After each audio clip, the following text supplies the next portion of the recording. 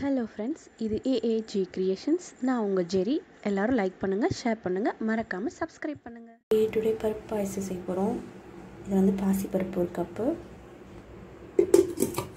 தேங்காய் கொஞ்சம் துருவி வச்சுருக்கேன், முந்திரி பருப்பு, கிஸ்மிஸ் பழம், ஏலக்காய், இது வந்து வெல்லம் கொஞ்சம் உடச்சி வச்சுருக்கேன். இது வந்து பாக காய்ச்சிக்கணும்.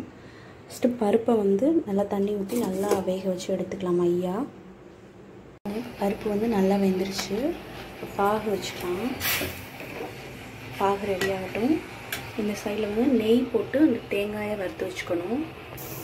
பாருங்கள், நெய் போட்டு அதில் அந்த துருவி வச்ச தேங்காயை போட்டு வறுத்துட்ருக்கோம். இது கொஞ்சம் நல்லா ஸ்மெல் வர வரைக்கும் வறுத்துக்கோங்க. இப்படி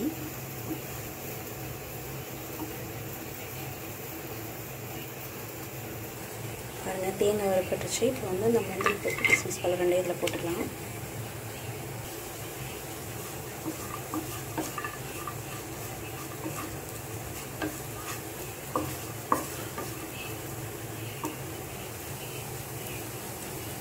வெள்ளைப்பாகு ரெடி ஆயிடுச்சு.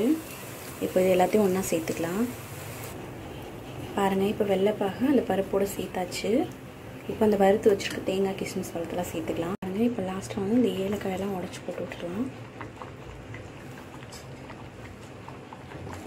அவ்வளோதான், பருப்பு பாயசம் ரெடி ஆயிடுச்சு. ரொம்ப ஈஸியான வேலை தான். பாருங்கள், சூப்பராக இருக்கும். எல்லோரும் செஞ்சு சாப்பிட்டு பார்த்துட்டு எப்படி இருக்குன்னு சொல்லுங்கள். ஓகே, பாருங்கள், நல்லா டேஸ்டான சூப்பராக இருக்கும். ஓகே, எல்லோரும் செஞ்சு சாப்பிட்டு பார்த்துட்டு எப்படி இருக்குன்னு சொல்லுங்கள். ஓகே, பாய்.